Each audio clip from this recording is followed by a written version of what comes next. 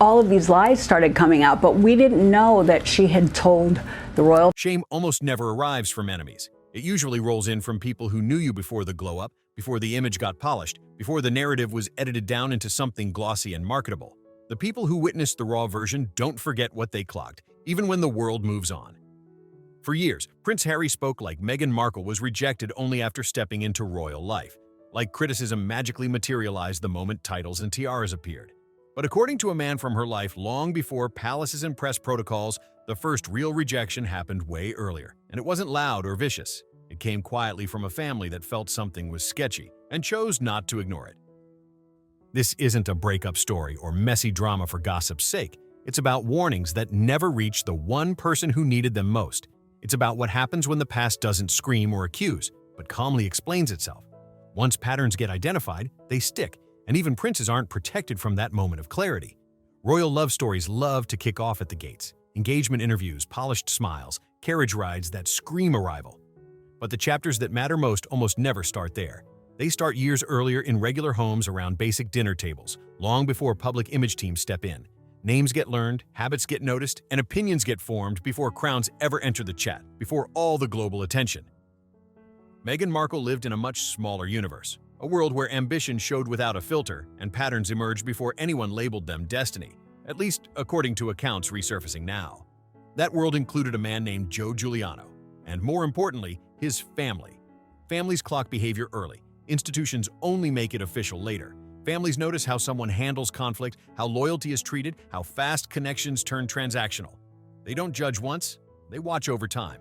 And when families pull back, it's rarely explosive. It's quiet pauses, delayed plans, cautious conversations, and eventually commitment that just stops. According to Giuliano's account, this is where the story really kicks off. The rejection wasn't about jealousy, class pressure, or social bias. He claims it came from concern. She was 35 or 30 when she came into the royal family. His family sensed instability, a cycle of emotional closeness followed by sudden distance, ambition taking priority over genuine connection, and intensity that didn't always feel grounded. These weren't attacks or labels, they were hesitations. And in family dynamics, hesitation is often the last signal before separation. At the time, Meghan reportedly reframed that distance as misunderstanding, ambition being confused for coldness, drive being mistaken for detachment. In her version, resistance meant she was simply meant for something bigger. That storyline would sound familiar later, but back then there was no palace to blame. No tabloids, no ancient system to point fingers at, just a family that decided not to move forward. That's where the stakes quietly rise, because when Prince Harry entered her life years later, he met a carefully packaged past with missing context and no warning labels. Old relationships were presented as closed chapters that demanded sympathy, not questions. Harry, shaped by loss and loyalty, leaned into the role of protector. He genuinely believed he was the one who finally understood her.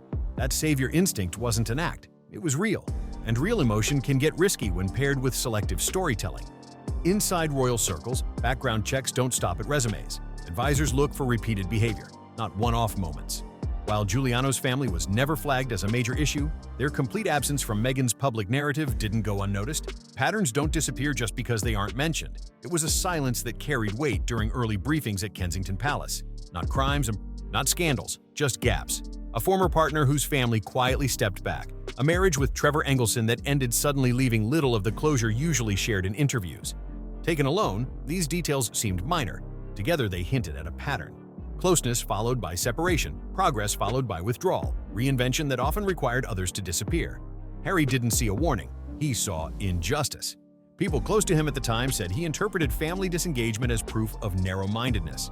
He folded these moments into a larger story of Meghan being underestimated and mistreated. Concern became cruelty, caution became prejudice. This was the first real fracture between perception and pattern.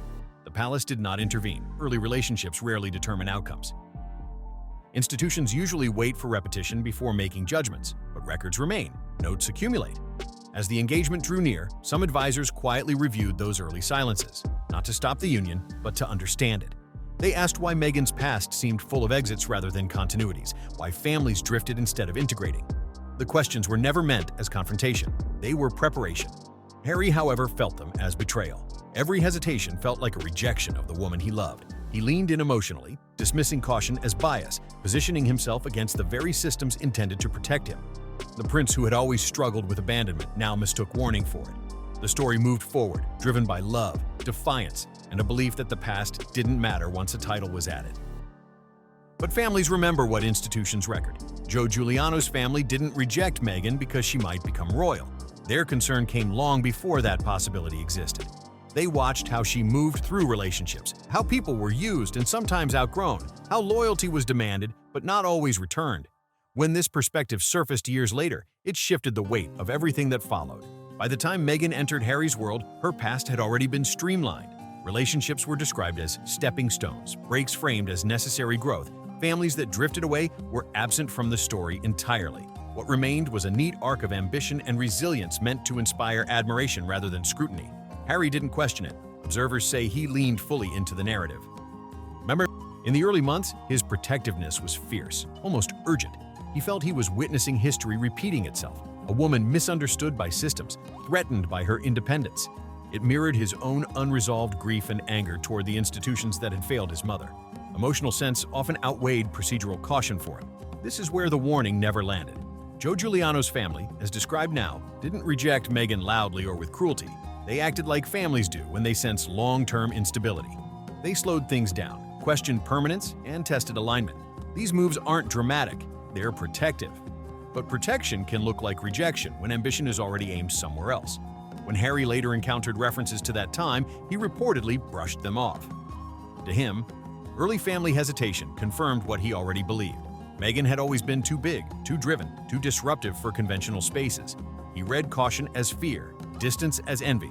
In his mind, concern became oppression and advice turned into resistance. This mindset created a pattern.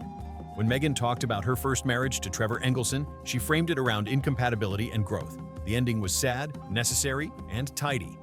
What rarely got attention was the abruptness of the breakup, how fast that chapter closed, and the absence of lingering connection, shared history, or reconciliation.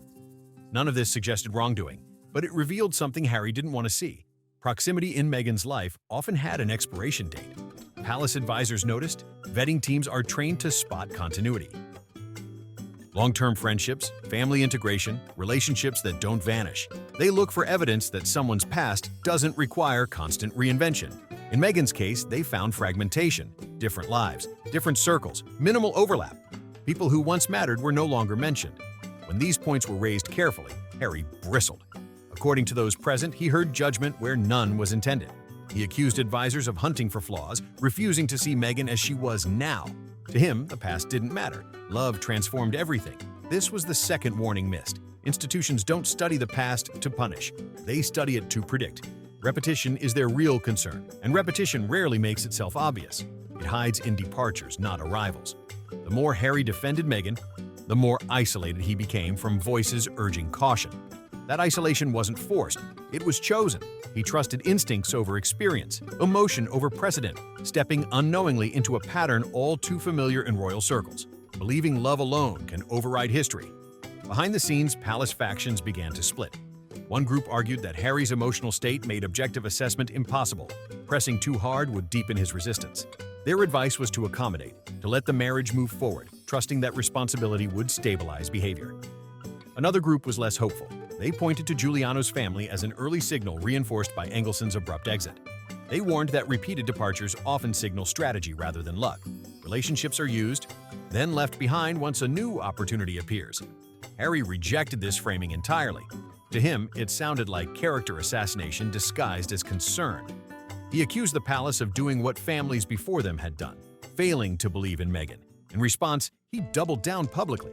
Engagement interviews became stages for destiny, speeches presenting love as defiance and conviction as resistance.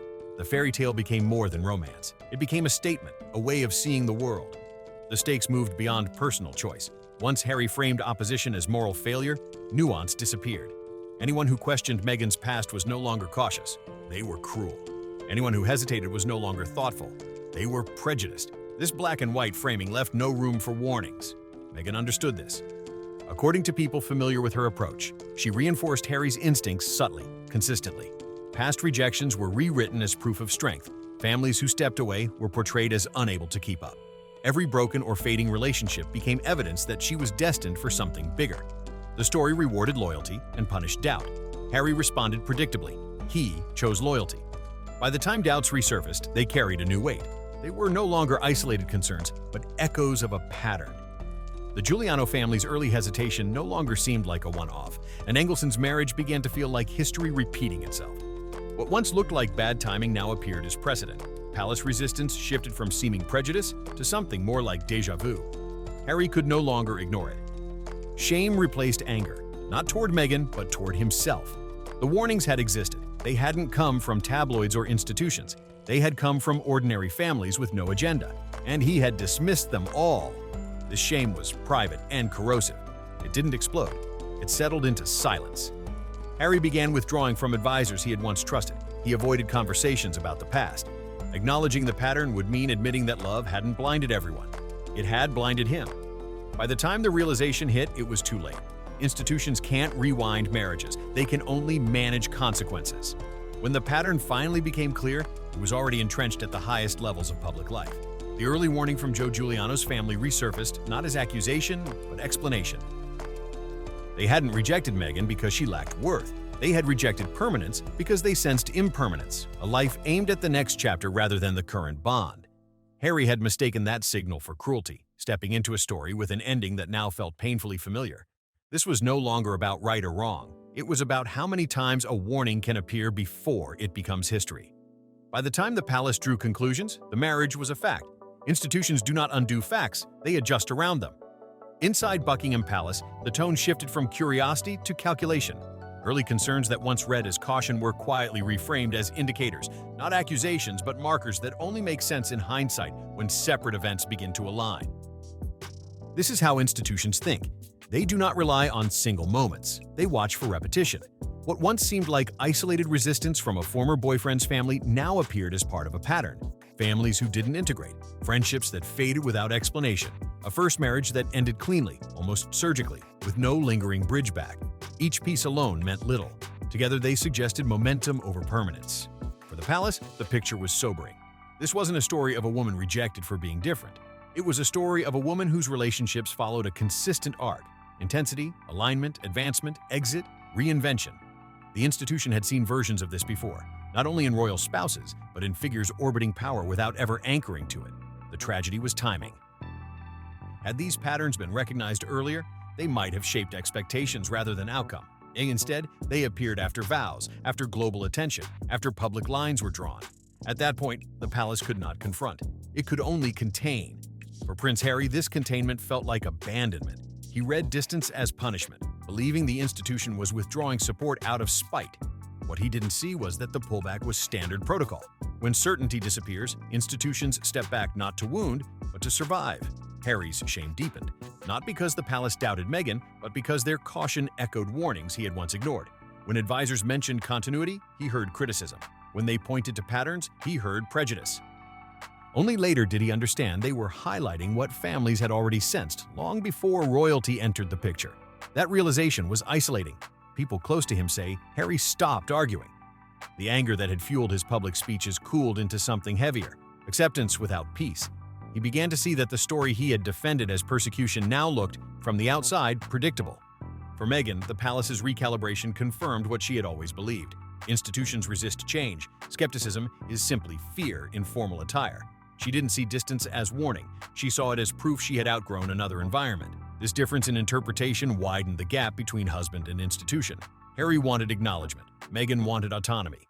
The palace wanted stability. These goals could not coexist.